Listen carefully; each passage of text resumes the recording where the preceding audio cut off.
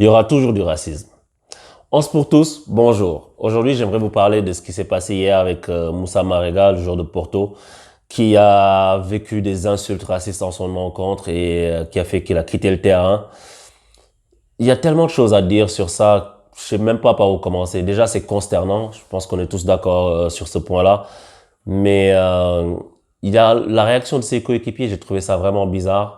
Que les gars essaient de l'empêcher de sortir en faisant tout un remue-ménage. Du coup, il peut pas sortir, il est obligé de se bagarrer avec ses coéquipiers. T'as l'impression que les mecs ne le soutiennent pas.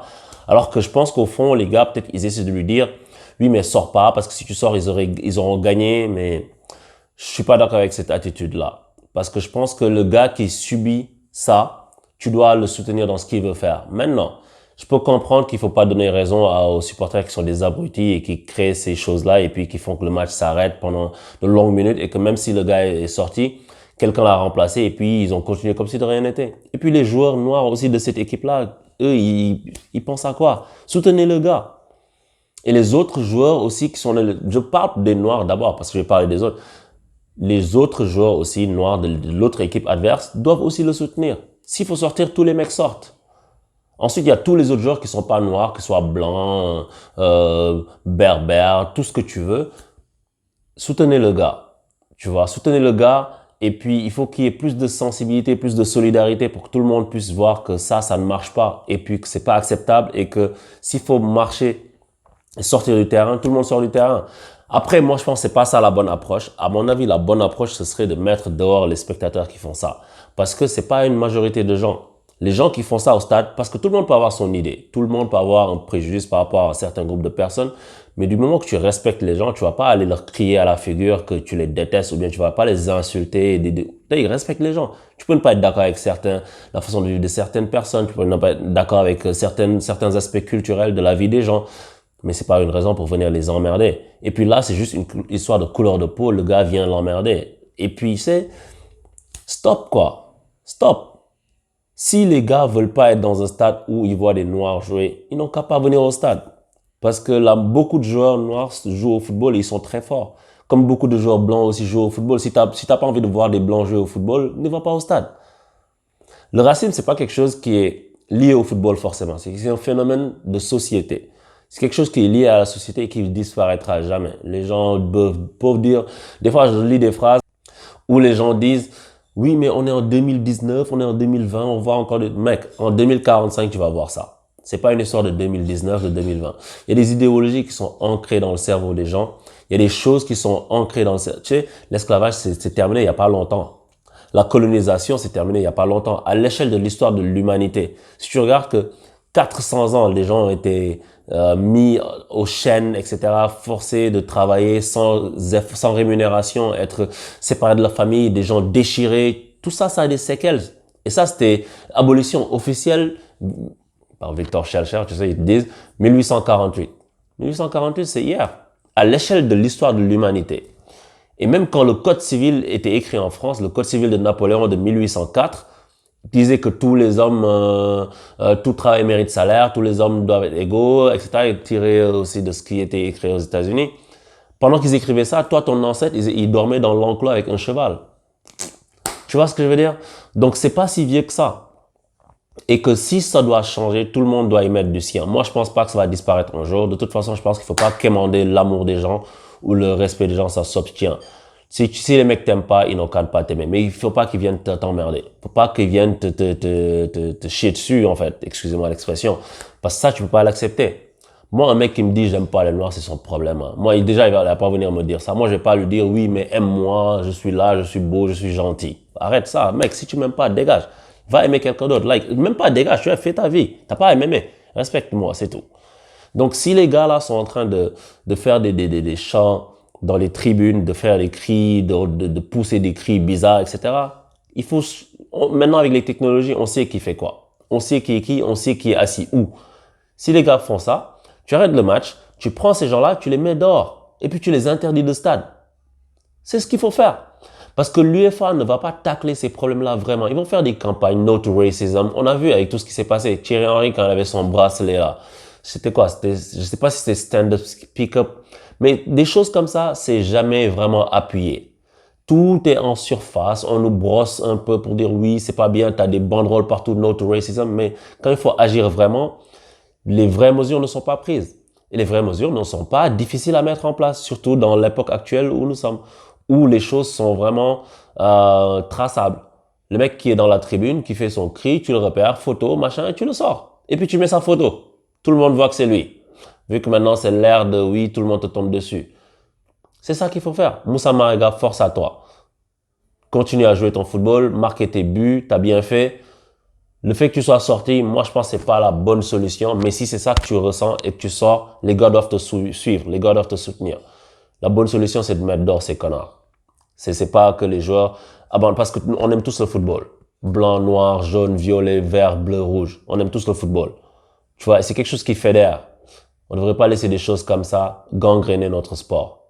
Après, comme je dis, c'est pas lié au football en lui-même, parce que c'est quelque chose qui est social, qui est philosophique. Il y a des gens qui pensent qu'ils sont supérieurs à toi. Il y a des gens, tu peux même traîner avec eux des fois, ils pensent vraiment qu'ils sont meilleurs que toi parce que ils ont une couleur de peau différente de la tienne. Et c'est comme ça parce que c'est ce qu'ils ont vu pendant toute leur vie. Par exemple, moi, en tant qu'Africain qui vit en Occident, à la télé, tu vois pas des gens, des Africains, on va dire, normaux, entre guillemets. Tu vas voir des petits jeunes qui souffrent, qui ont faim, des enfants avec le ventre complètement ballonné, avec un corps rachitique. Mais c'est pas ça, l'Afrique. C'est une partie de l'Afrique. C'est pas que ces choses-là n'existent pas, mais ces choses font partie d'une vérité qui est encore plus grande. Ces choses font partie d'un ensemble qui est beaucoup plus vaste que ça. Donc, tu peux pas réduire les gens à cette simple image. Sauf que dans les médias occidentaux, c'est cette image-là qui est projetée. C'est plus cette image-là qui est mise en avant, c'est elle qui est vue par tout le monde. Donc, du coup, ces gens-là ont grandi avec ça dans la tête. Quand je dis ces gens-là, je mets pas tout le monde dans le même sac. On va pas faire cette erreur-là. Mais beaucoup de gens. Tu sais, des fois, il y a des gens, ils m'ont demandé, est-ce que vous dormez dans des arbres, machin. Des gens qui l'ont dit, mais je sais que c'était pas méchant quand ils l'ont demandé. Mais parce qu'il y a beaucoup d'ignorance. Et l'ignorance, c'est la mère de tous les préjugés. C'est quand tu sais pas quelque chose, tu te mets à supposer des choses délirantes. Mais quand tu commences à connaître les gens, et ça vaut pour tout le monde, africain ou européen. Parce que même nous, en tant qu'Africains, on peut avoir certains préjugés. Tu arrives en Occident, tu te dis oui, tu penses qu'ils sont comme ça, mais non, discute avec les gens. Apprends à connaître les gens. Tu vas te voir que, tu sais, we all bleed red. Tu vois, on a tous la même couleur de sang, on veut tous les mêmes choses, on a tous les mêmes aspirations.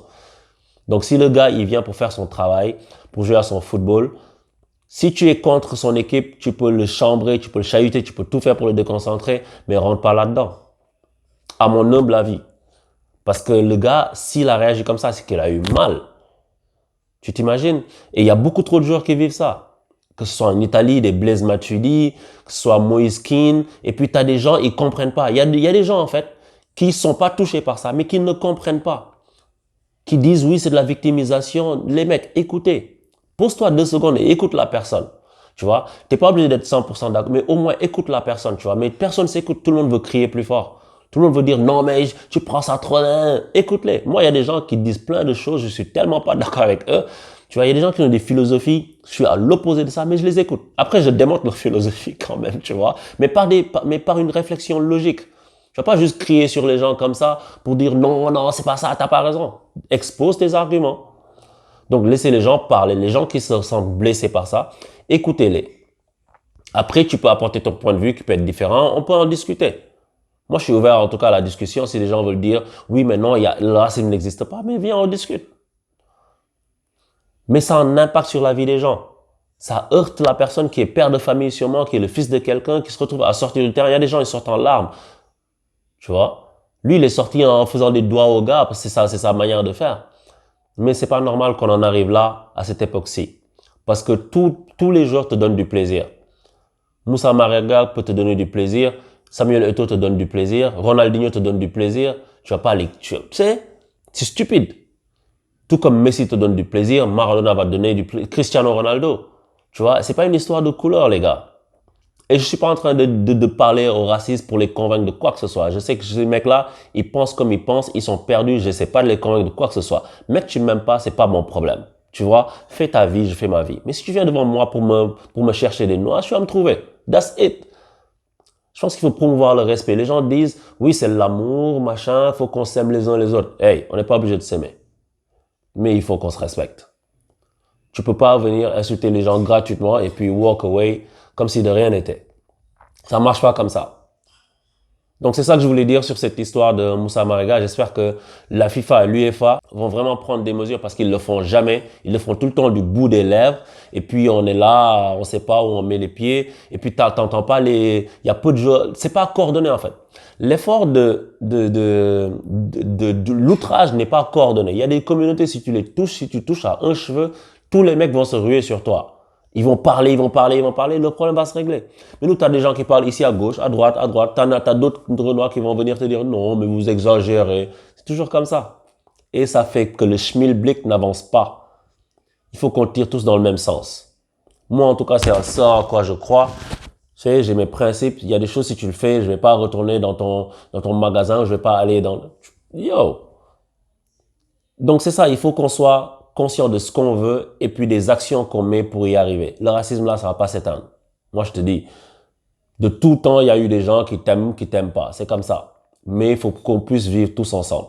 Il faut que les mecs puissent se respecter.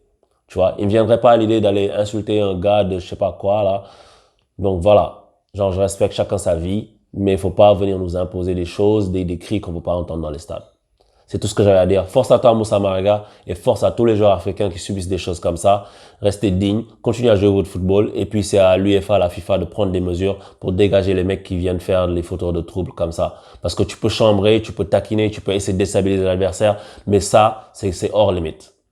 On se retrouve, je vous dis à bientôt. Bientôt, ça va être la Ligue des Champions prochainement. Je sais que j'ai pas fait beaucoup de vidéos dernièrement, mais encore une fois, c'est tout un condensé de choses. Mais je vous dis à très bientôt pour de nouvelles analyses. Abonnez-vous. Ciao!